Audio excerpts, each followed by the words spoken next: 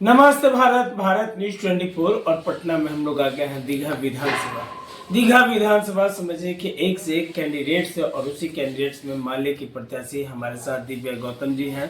बिहार विधानसभा चुनाव को लेकर के 2025 सीपीआई माले जो समझे कि दिव्या गौतम जी को दीघा विधानसभा से प्रत्याशी के तौर पे चुना गया। इनसे हम बात करेंगे कि मैम दिव्या गौतम जी, आप बताइए कि दीघा विधानसभा को कैसे आप देखते, कैसे बदलाव करेंगे? जी, मैं सबसे पहले तो ये बताना चाहूँगी कि यहाँ पे मैं 2000 से, जब मेरी बुआ ने मुझे यहाँ लेके आए जी, उसके बाद से मैं यहाँ रह रही और उतने दिनों से मैं देख रही हूँ जिनकी सरकार रही 10 साल से जिनकी सरकार है वही यहाँ पे हैं सत्ता में।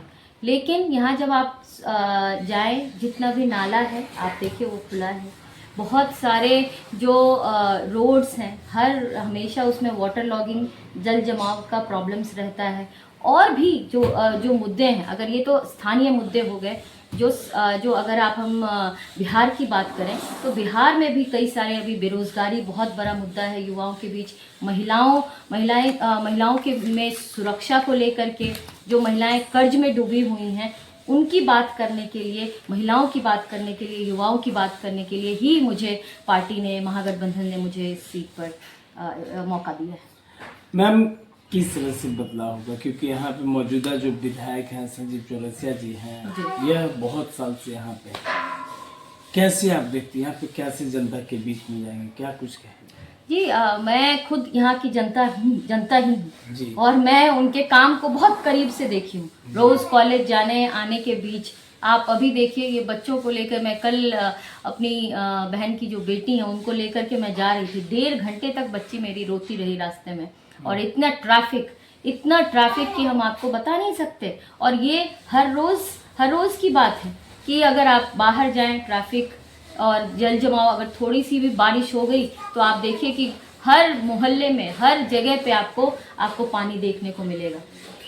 तो ये सारे इश्यूज हैं, बहुत सारे इश्यूज हैं जो कि मैं जाऊंगी लोगों के बीच में। हमारे जो साथी हैं जो काम कर रहे हैं वो जा करके बता रहे हैं कि उनके खिलाफ लोगों का गुस्सा है और लोग बदलाव चाहते हैं और उसी बदलाव की आवाज़ बन करके हम आए। चलिए मैम, 2012 से आपने चुनावी यात्रा शुरू की थी पटना यूनिवर्सिटी से। जी, तो दीघा विधानसभा अगर आपको जीत दिलाती है तो क्या जनता के विकास के लिए कीजिएगा, और जनता से क्या अपील करना चाहते हैं? मैं जनता से यही अपील करना चाहती हूँ कि आपने 10 साल जब से ये विधान बनने के बाद मौका दिया, इस बार आप युवा को मौका दें, एक महिला को मौका दें, एक आपकी जो बेटी है, दीघा की बेटी, उसको मौका दे करके देखें।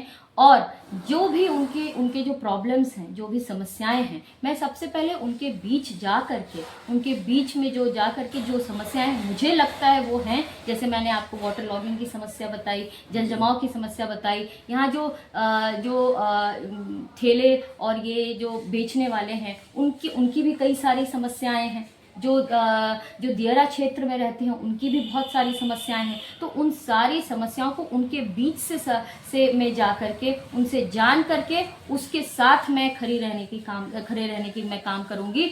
और जो मेरे से, जो इस एक member of legislative assembly MLA से जो भी एक्सपेक्टेड होता है, जो भी उनसे एक्सपेक्टेड होता है, मैं उनके साथ खड़ी रहूंगी।